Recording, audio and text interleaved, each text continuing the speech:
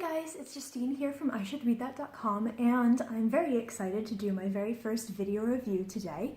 I had a think about some of the books that I've read recently that would make for good reviews, and I decided to go with Philip K. Dick's Electric Dreams. And the reason that I picked this book is because there's actually been an adaptation of these short stories.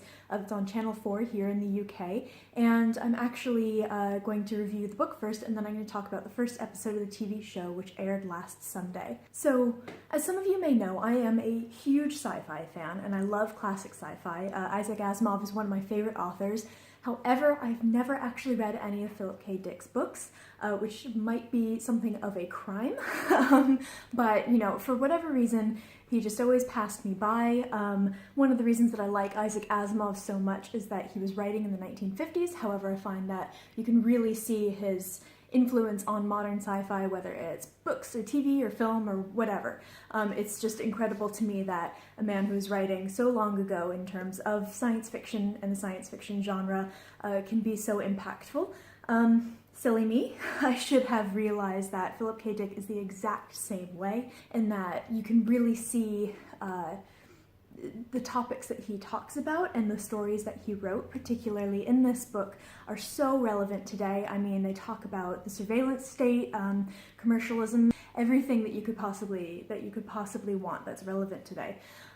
So I thought that this was an incredibly good place to start with his stuff. It was really accessible. It's 10 short stories, and each of them range from about, I think, 10 at the shortest, about 30 at the longest, but they're maybe about 20 pages on average each. And the really cool thing about this particular edition, which is published by Gollancz here in the UK, is that they each have their writer, director, executive producer, whomever, does an introduction to each story. So you don't only, dive straight into these stories, you actually see how these stories have been adapted, how these people decided to adapt them, the impact that they've had on their lives. So a lot of people read these when they were younger, and sort of the story stuck with them in a big way. I mean, there's some huge names for people who are directing these. I mean, the very first one is Ronald D. Moore, who is best known for developing the reimagined Battlestar Galactica series. And he's also working on Outlander, which is on right now. So I think if I had to pick my favorite story from this book, it would be really difficult. I usually actually don't like short stories all that much because you don't get the sort of the world building and the character arcs that you would usually get from a much longer book. However, I found that the way that he writes these stories and the way that he constructs these stories, that's not an issue at all. So I really struggled to pick one that I liked the most, but I think that if I had to pick one, it would be The Impossible Planet, which is actually going to be the next episode of the show, if you're keeping up with this as it airs. So I think that David Farr, who wrote the introduction, put this best. The Impossible Planet is a very short story. It runs to just a few pages and is really just one simple idea. But when I read it, I just fell in love with the proposition. Two galactic nobodies think that they can make a mint out of a very old lady by taking her on a ride on a spaceship to nowhere. But who is kidding who?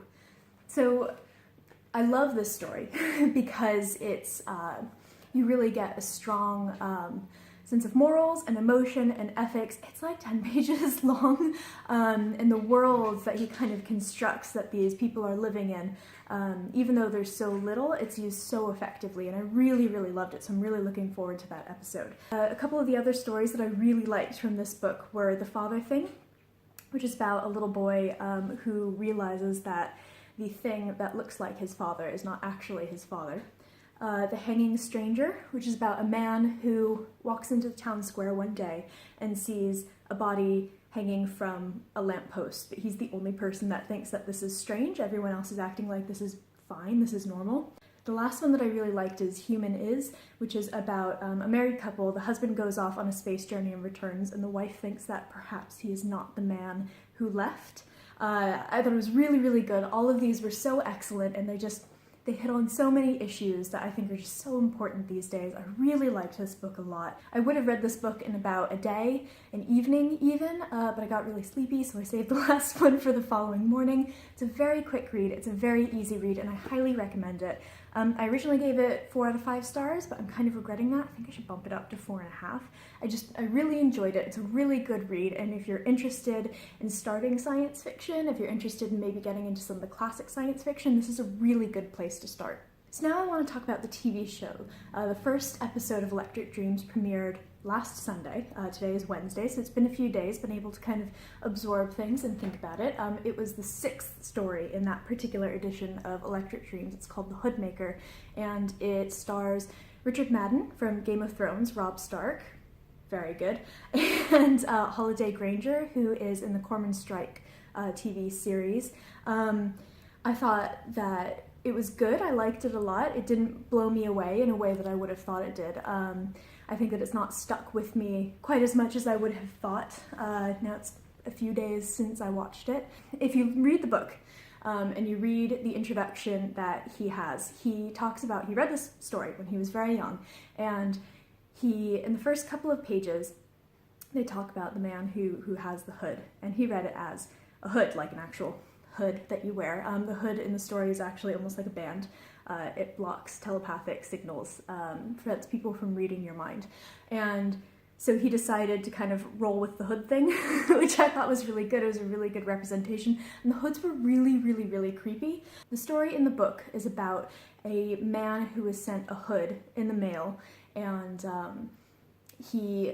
there's this attitude at the time. If you are wearing this hood, you are hiding from the telepaths, you're hiding a secret, what do you have to hide?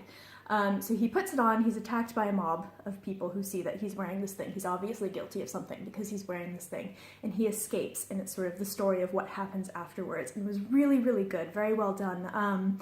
And the way that they've adapted it for the show is that you get this cop. He's on the side of the government who is passing this anti-immunity bill, which will allow the telepaths, which are called teeps, to read people's minds, sort of at will. No one will be able to hide from them. And he's been paired up with a teep as an investigator, and very unpopular with his colleagues, with the fellow teeps that she lives with. Nobody is a fan of this. And so they're kind of investigating who the hoodmaker is, who is sending people these hoods that can block these signals. I thought that it was good. I thought that the chemistry between the two of them was great. I really liked them both in these roles. A lot of people are comparing the show to Black Mirror. I have to confess, I have never seen Black Mirror. Shame on me, I know. So I can't really compare the two, but I know that Black Mirror is a show that really kind of leaves an emotional gut punch, and it gives you lots of feelings. I didn't feel like that's necessarily the case with this. However, I don't know if that's what they were going for. I don't think it was. So I think that it's really difficult to compare the two on that basis. I think that my criticism of the show would be an interesting one because I wish it was longer. I wish this episode was longer. It felt like the beginning of a really, really cool new procedural cop show set in the future. It's going to run 5 seasons, but it was an hour. It was just over an hour. And I felt like that maybe wasn't quite right for this particular format because it's an anthology show. The next episode is going to be a completely different story, completely different cast, much like Black Mirror. And I wasn't sure that that was necessarily the best way to go. It felt like a really good pilot, a really interesting pilot. So as far as criticisms go, that's pretty mild. Again, I thought it was good. I will definitely continue watching. As I said earlier, The Impossible Planet, my favorite short story, is going to be the next one, and that looks really good. It's a shame that these characters aren't coming back because I quite liked them, but anthology shows, you know what you're getting when you go into this. So yeah, I'd probably give it a solid 3.5 out of 5 for that particular episode.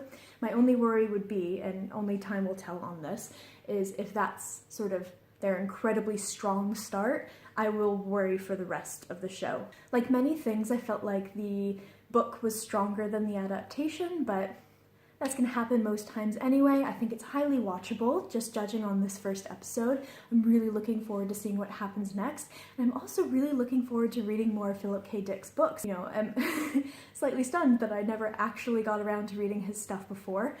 So there we have it. If you have watched Electric Dreams, definitely let me know what you thought. If you've read the book, let me know what you think. If you have any recommendations of where to go next for his books, definitely let me know. I'd love to talk. And I'll see you next week.